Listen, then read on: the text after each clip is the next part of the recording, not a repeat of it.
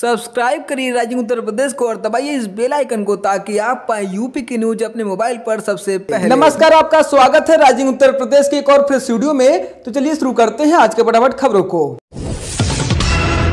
प्रदेश में भीषण गर्मी जारी है। ताजनगरी आगरा में आसमान से आग बरसा। दूसरे दिन भी तापमान में बढ़ोतरी हुई। पारा 46 डिग्री तक पहुंच गया। इस लिहाज से आगरा और झांसी प्रदेश में सबसे गर्म शहर रहे। हालांकि शाम को कुछ हिस्सों में बूंदाबांदी भी हुई, लेकिन इसका कोई भी असर नहीं दिखा। आने वाले दिनों में गर्मी और ज्यादा बढ़ेगी। प्रदेश में पिछले 24 घंटे में 262 कोरोना वायरस संक्रमित मरीज पाए गए हैं। इस तरह अब तक 6081 मामले कोरोना संक्रमित के पाए गए हैं। 3473 लोग डिस्चार्ज होकर घर वापस चले गए हैं। 155 की मृत्यु हो चुकी है। 2493 एक्टिव केस हैं। यह जानकारी चिकित्सा एवं स्वास्थ्य विभाग के प्रमुख सचिव अमित मोहन प्रसाद ने दी। गाजीपुर जिला कारागार से देर शाम 2 कैदी फरार हो गए। कैदियों के भागने का जब पता चला तो जेल प्रशासन के होश उड़ गए। पुलिस उनकी तलाश में जुट गई है। सूचना मिलते ही पुलिस अधीक्षक डॉक्टर ओम प्रकाश सिंह ने पूरे नगर में नाकेबंदी कर गिरफ्तारी का आदेश दिया है। इसके साथ ही पुलिस की अलग अलग टीमें भी गठित की गई हैं। योगी सरकार ने कोरोना संक्रमित मरीजों की मोबाइल रखने को लेकर जारी अपने आदेश को वापस ले लिया है। इससे पहले स्वास्थ्य विभाग की ओर से जारी आदेश में कहा गया था कि अब कोरोना वायरस के L2 और L3 अस्पतालों में भर्ती कोविड-19 के मरीज अब मोबाइल फोन का उपयोग नहीं कर सकेंगे। चिकित्सा स्वास्थ्य महानिदेशक डॉक्टर के गुप्ता की ओर से इस संबंध में आदेश सभी मेडिकल कॉलेजों, सरकारी और प्राइवेट अस्पतालों को भेजा गया था। अब सरकार ने पीछे हटते हुए इस संबंध में नया सर्कुलर जारी कर दिया है। प्रदेश में आज से घरेलू विमान सेवा शुरू हो रही है। योगी सरकार ने विमान से आने वाले यात्रियों के लिए कोविड-19 के मद्देनजर नियम बनाया है। सरकार ने स्पष्ट किया है कि जो भी यात्री विमान से यूपी पहुंचकर प्रदेश में रहने वाले हैं, उन्हें 14 दिनों के लिए होम क्वारंटाइन में रहना होगा। अगर किसी के पास क्वारंटाइन की सुविधा नहीं है तो उसे यह सुविधा उपलब्ध कराई जाएगी। यदि कोई यूपी आकर कहीं और जाना चाहता है तो उसे वापसी की जानकारी प्रशासन को देनी होगी। गोरखपुर के झंगाहा इलाके में गौरा नदी के तट पर दोपहर 2 युवकों की गोली मारकर हत्या कर दी गई। मौके से शराब की बोतलें बरामद हुई हैं। आशंका जताई जा रही है कि घटना स्थल पर शराब की पार्टी चल रही थी, फिर किसी बात पर विवाद होने के बाद दोनों युवकों की हत्या कर दी गई है। ऐसे में किसी परिचित पर ही वारदात को अंजाम देने का शक है। पुलिस ने जांच प्रक्रिया शुरू कर दी है।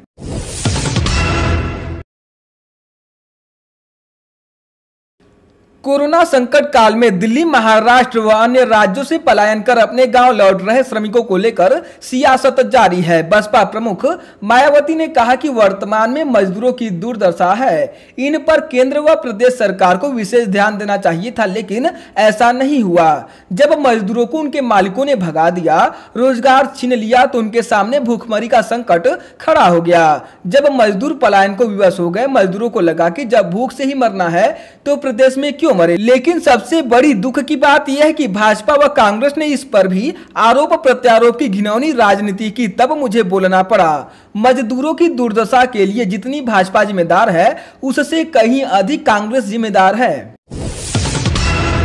अपनी बेबाक टिप्पणी व तीखे कटाक्ष के लिए चर्चित कांग्रेस नेत्री अलका लांबा अपने एक ट्वीट की वजह से विवादों में घिर गई हैं। मामला दुष्कर्म केस में सजायाफ्ता उन्नाव के पूर्व विधायक कुलदीप सिंह सेंगर से जुड़ा है। सेंगर की बेटी ने एसपी विक्रांत वीर से मुलाकात कर अलका लांबा पर नगर कोतवाली में केस दर्ज कराया है। आरोप है कि अलका ने ट्विटर पर पिता कुलदीप सिंह सेंगर की रिहाई की झूठी बात फैलाई और विवादित टिप्पणी की, जिस पर तमाम कमेंट हुए। इससे पूरे परिवार को मानसिक प्रताड़ना झेलनी पड़ी। सेंगर की बेटी ने अलका लांबा के अलावा कांग्रेस नेत्री धारणा पटेल पर भी केस दर्ज कराया है। श्रमिक कामगारों को दूसरे राज्यों से लगातार वापस ला रही योगी सरकार ने अब इनके लिए बड़ा फैसला लिया है। मुख्यमंत्री योगी आदित्यनाथ ने प्रदेश में माइग्रेशन कमीशन गठित करने का निर्देश दिया है। उनका कहना है कि यह आयोग प्रवासी श्रमिक कामगारों को न सिर्फ रोजगार बल्कि सामाजिक सुरक्षा भी सुनिश्चित करेगा। मुख्यमंत्री योगी आदित्यनाथ ने पत्रकारों से बातचीत करते हुए कहा कि हमारे लिए राम भी महत्वपूर्ण है और रोटी भी महत्वपूर्ण है। राज्य सरकार ने इस कार्य को बखूबी निभाया है। जिन लोगों ने राम को भुलाया है उनकी दशा आज सभी देख रहे हैं। वे घर के हैं न घाट के। प्रदेश के लोग लॉकडाउन का पालन कर रहे हैं। प्रदेश में कोरोना काल में कोई कमी नहीं होने दी गई है। उन्होंने कहा कि जिस प्रकार से हमारे लोगों की दूसरे राज्यों में दुर्दशा हुई है, उसके बाद सरकार ने तय किया है कि बिना हमारी अनुमति के कोई भी बाहर नहीं जा सकता है। बस्ती जिला अस्पताल के मर्चरी में रखे दोनों मजदूरों के शव की रिपोर्ट निगेटिव आई है। हरियाणा से बिहार के वैशाली जाते समय बस्ती के कप्तानगंज थाना क्षेत्र गोटवा के पास प्रवासी मजदूरों के कार का एक्सीडेंट हो गया था। उसमें सवार 4 लोग घायल हो गए थे। जिला अस्पताल में उपचार के दौरान वकील राम व लाल बहादुर राम की मौत हो गई थी। कोरोना जांच के लिए दोनों का सैंपल लिया गया था, लेकिन उनकी रिपोर्ट निगेटिव आई है। लखनऊ में 45 वर्षीय मजदूर मुंबई से गांव लौटा था। ऐसे में उसे प्राइमरी स्कूल में क्वारंटाइन किया गया था। हालत बिगड़ने पर उसे बलरामपुर अस्पताल रेफर किया गया। आरोप है कि 2 घंटे तक मरीज एम्बुलेंस में ही तड़पता रहा, उसकी मौत हो गई। वहीं घंटों तक शव मर्चरी में रखने को लेकर आनाकानी होती रही। भोजपुरी गायक रितेश पांडे ने भोजपुरी फिल्म अभिनेत्री अक्षरा सिंह से थाने में मांगी माफी। भोजपुरी फिल्म अभिनेत्री अक्षरा सिंह एवं गायक रितेश पांडे के बीच बनारस स्थित सारनाथ के तिलमापुर स्थित एक स्टूडियो में गाली गलौज का मामला सामने आया था। इस मामले में अभिनेत्री अक्षरा सिंह ने सारनाथ थाने के आशापुर चौकी में रितेश पांडे को माफ कर दिया। थाना प्रभारी विजय बहादुर सिंह ने बताया कि भोजपुरी फिल्म अभिनेत्री अक्षरा सिंह का तिलमापुर में स्थित एक स्टूडियो है जहां शूटिंग के लिए आई थी। इस बीच स्टूडियो में गायक रितेश ने उनके ऊपर अपशब्दों का प्रयोग किया, जिस मामले को लेकर अक्षरा सिंह ने तहरीर दी थी। फर्जी आईडी बनाकर रेल टिकट का काला धंधा करने वाले रैकेट का प्रतापगढ़ आरपीएफ ने राजफाश किया है। आरपीएफ ने एक सातिर को गिरफ्तार कर लैपटॉप और टिकट को भी बरामद किया है। सातिर से पूछताछ की जा रही है। आरपीएफ प्रतापगढ़ को भनक लगी कि जिले में फर्जी और पर्सनल यूजर आईडी बनाकर कुछ लोग रेल टिकट बना रहे हैं। इस पर आरपीएफ प्रभारी शैलेंद्र कुमार ने आसपुर देवसरा बाजार में छापा मारा। वहां राकेश यादव को रंगे हाथों पकड़ा गया। आगरा जिले में 1 माह पूर्व लॉकडाउन के बीच 25 अप्रैल को पत्नी की 4 गोलियां मारकर हत्या कर दी गई थी। हत्यारा सिपाही यतेंद्र यादव पत्नी की लाश को घर में बंद कर 3 बेटियों को लेकर फरार हुआ था। एसपी ग्रामीण राजेश कुमार ने बताया कि आरोपित सिपाही फिरोजाबाद के सुभाष तिराहे से गिरफ्तार कर लिया गया है। आरोपित पर 15,000 रुपए का इनाम भी घोषित था। अलीगढ़ में थाना शासनी गेट क्षेत्र की जयगंज पुलिस चौकी के पास में गश्त कर रही पुलिस को देखकर लूडो खेल रहे कुछ लोग भाग खड़े हुए, जिनमें से एक दुकानदार हार्ट अटैक से गिर गया। परिजन आनंद फानंद दुकानदार को उपचार के लिए जीएन मेडिकल कॉलेज ले गए, जहां पर डॉक्टरों ने उसे मृत घोषित कर दिया। इधर जानकारी मिलने पर अन्य दुकानदारों ने जमकर हंगामा किया। गौतम बुद्ध नगर जिले में एक ही परिवार के 5 लोगों समेत 17 लोगों में कोरोना की पुष्टि हुई है। इनमें 2 मरीज ग्रेटर नोएडा स्थित एक मोबाइल निर्माता कंपनी में पाए गए संक्रमित के परिवार से हैं। स्वास्थ्य विभाग ने सभी को आइसोलेट कर दिया है। नए मामलों को मिलाकर जिले में कोरोना संक्रमित मरीजों का आंकड़ा 324 पहुंच गया है।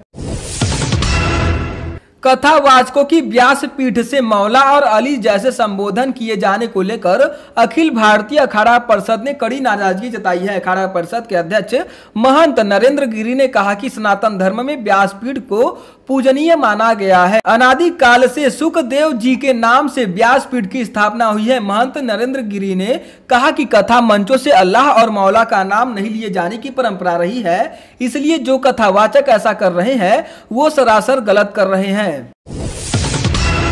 देश में कोरोना के बढ़ते मामलों के बीच एएमयू के टीचरों ने महामारी से निपटने के तौर तरीकों पर गहरी चिंता प्रकट की है। एएमयू टीचर्स एसोसिएशन ने एक प्रस्ताव पारित करते हुए कहा है कि महामारी का इस्तेमाल एक विशेष समुदाय के प्रति नफरत फैलाने और समाज को बांटने के लिए किया जा रहा है। घर वापस जा रहे लाखों मजदूरों को खाना खिलाने की एक से बढ़कर एक मिसाल आम नागरिकों ने पेश की है। ऐसी ही एक नजीर उत्तर प्रदेश के अयोध्या नगर निगम की है। लॉकडाउन के दौरान सरकारी बजट की आस न रखकर खुद नगर निगम के कर्मचारी और अधिकारियों ने सामुदायिक रसोई बनाई है। वे अपनी जेब से चंदा देकर घर वापस लौट रहे 2 से 3 हजार मजदूरों को रोज खाना बांट रहे हैं। आजमगढ़ जिले में अब कोरोना वायरस की महामारी ने खाकी को भी अपनी चपेट में ले लिया है। जी हां, रौना पार थाने में तैनात एक सिपाही में कोरोना वायरस की पुष्टि होने के बाद न सिर्फ थाने में हड़कंप मचा है बल्कि महकमे के लोग भी सहमे हुए हैं। एसपी ग्रामीण एनपी सिंह के निर्देश के बाद पूरे थाना परिसर को सील कर दिया गया है। इसके अलावा थाना परिसर को सैनिटाइज कराया जा रहा है। संक्रमित सिपाही को राजकीय मेडिकल कॉलेज में आइसोलेट कर दिया गया है। प्रवासी श्रमिकों के मुद्दे पर योगी सरकार ने महाराष्ट्र सरकार पर निशाना साधा है। मुख्यमंत्री योगी आदित्यनाथ के दफ्तर की ओर से ट्वीट कर कहा गया कि अपने खून पसीने से महाराष्ट्र को सींचने वाले कामगारों को शिवसेना कांग्रेस की सरकार से सिर्फ छलावा ही मिला। लॉकडाउन में उसने धोखा किया, उन्हें उनके हाल पर छोड़ दिया गया और घर जाने को मजबूर किया गया। इस अमानवीय व्यवहार के लिए मानवता उद्धव ठाकरे को कभी माफ नहीं करेगी। एटा जिले के अलीगंज क्षेत्र में दोपहर खेत में बोरिंग के लिए कुआं खोदाई करते समय अचानक मिट्टी ढहने से 2 मजदूर 50 फीट गहराई में दब गए, जिन्हें निकालने का प्रयास जारी है। पुलिस अधीक्षक अजय भदौरिया ने रेस्क्यू के लिए जेसीबी मंगाई है, लेकिन 4 घंटे बीत जाने के बाद भी सफलता हाथ नहीं लगी है। संत कबीरनगर कोतवाली खलीलाबाद पुलिस ने कट्टा कारतूस व नस्ली दवा के साथ 2 लोगों को गिरफ्तार किया है। कोतवाली प्रभारी गौरव सिंह ने कहा कि चौकी प्रभारी मागहर आनंद कुमार सिंह राष्ट्रीय राजमार्ग पर मझरिया गांव के पास वाहनों की चेकिंग कर रहे थे। इसी दरमियान एक व्यक्ति के रेलवे क्रॉसिंग पार करते हुए ब्यारा गाँव की तरफ जाने की सूचना पर पहुंची पुलिस ने 3 बजे के करीब घेराबंदी करते हुए व्यक्ति को पकड़ लिया। एसटीएफ ने अधिकारियों की ट्रांसफर पोस्टिंग कराने के नाम पर पैसा ऐंठने वाले गिरोह के 2 लोगों को गिरफ्तार किया है। एसटीएफ के प्रवक्ता ने बताया कि वायरल ऑडियो क्लिप को लेकर जांच के क्रम में अधिकारियों ने ट्रांसफर पोस्टिंग के नाम पर लाखों रुपए की ठगी करने वाले शातिर गिरोह के 2 आरोपियों को गिरफ्तार कर लिया है।